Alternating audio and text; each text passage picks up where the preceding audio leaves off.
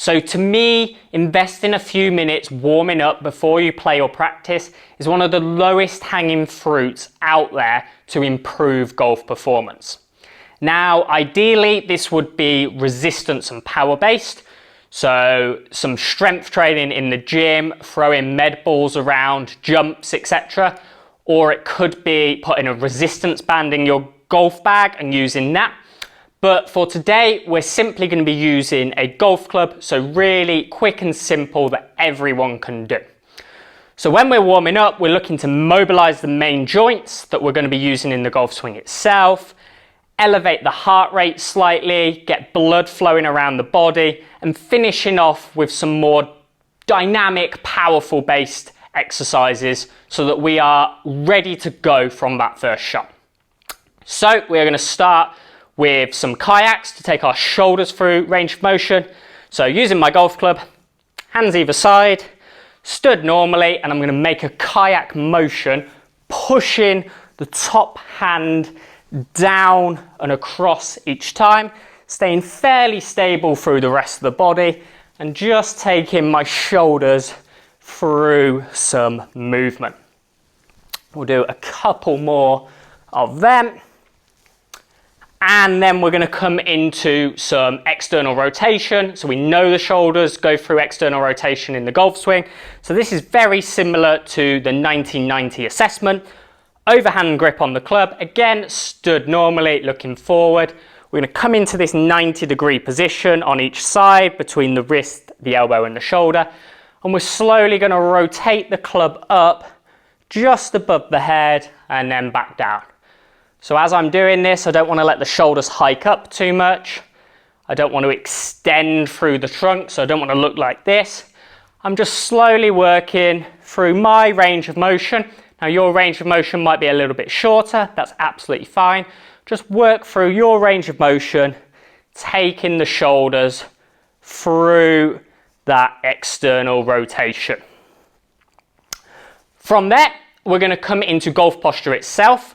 We're going to go back to our grip where our palms are facing each other, and we're going to come into some straight arm raises. So golf posture, and we're just going to bring the club up nice and slowly as far as we can. Slight little pause at the top, and then back down to the start. So bringing the arms up, staying in that golf posture as best you can. Little pause at the top, and then back down. So as you're doing this, what we don't want to see happen is we don't want to start to come up out of our golf posture too much. So we want to stay in that positioning as we bring the club up. Again, working through your full range of motion, pausing at the top, and that's going to get some mobility through the shoulders, but also through the lats, which are a key power source in our golf swing. Next, we're going to take the club overhead. Doesn't matter if the arms are straight, wherever's comfortable. And we're going to work into some side bends. So bending over as far as we can one way, slight little pause, and then shifting over to the other side. Again, that little pause at end range, and we'll do a few to each side, just working that side bend position that we know is important as we swing the golf club. So this is very similar again to the side bend mobility assessment. From there, we're going to come into a little bit of wrist and forearm work. So I'm going to take an overhand grip on the golf club, somewhere in the middle, a little bit of softness so my elbow is bent, and I'm simply going to twist the golf club one way, twist the golf club the other way. So nice slow motion here, kind of a small movement, but the wrist forearm area is often forgotten amongst golfers. But it's an area that goes through quite a lot of stress and movement in the swing itself. We'll do the same on the other side. So just working one way, just working the other way. Important as we do this, we're not getting the motion from our shoulder. So shoulders nice and relaxed, and we're just working through the wrist forearm area. Next, we're going to come into some rotation. So I'm going to take, again, that overhand grip on the golf club, nice and wide, and I'm going to be stood normally. I'm going to have the club level to the floor, and I'm simply going to rotate one way and then the other way. So I'm working nice and slowly here. Most of the motion is happening from my upper body. My hips are going to be contributing a little bit, but I'm mainly thinking about the upper body driving the movement. Once you've done a few and you've got your kind of range of motion, you can start to increase the speed ever so slightly, making sure you keep that full turn to each side. And then once you've got that down, we can start to introduce the lower body as well. So I'm pivoting here.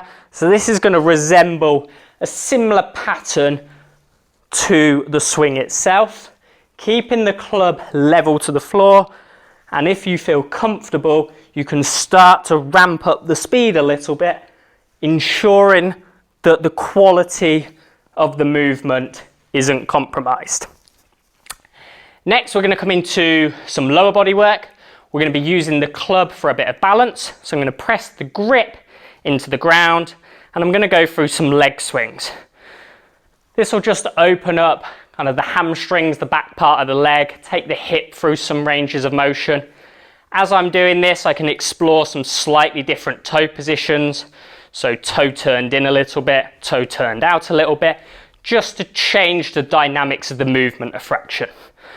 We'll do the same on the other side. So again, using the club for some balance. This isn't a balance test. We want to access that range of motion.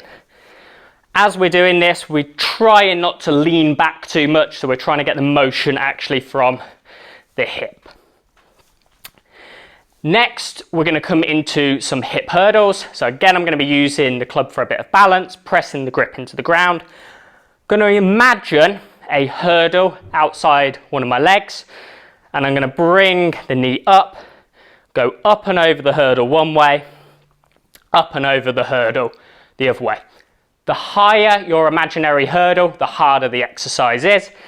As we're doing this, we're just trying to get as much range of motion through the moving hip as possible. So we know hip mobility, hip range of motion is really key, particularly in rotation through the golf swing.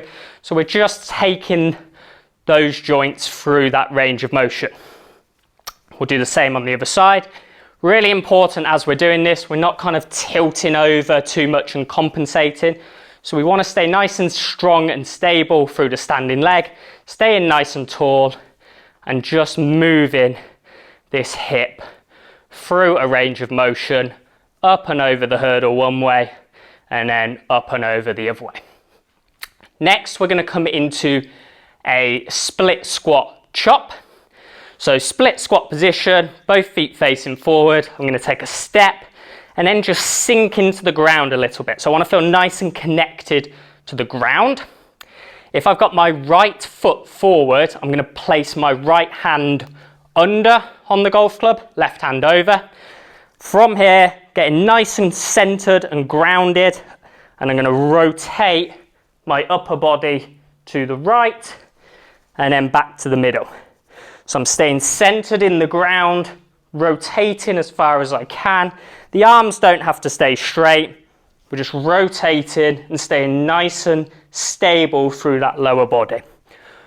We'll swap sides. So left foot forward, getting nice and grounded. So you should feel some pressure here, should feel some tension through the legs. Left hand is going to go under because my left foot is forward, right hand over, and I'm going to rotate to the left. So again, really feeling like I'm gripping the ground here. So I don't want to be coming up out of my posture. I don't want to be kind of hopping all over the place. I want to stay really grounded, and then big rotation as I move.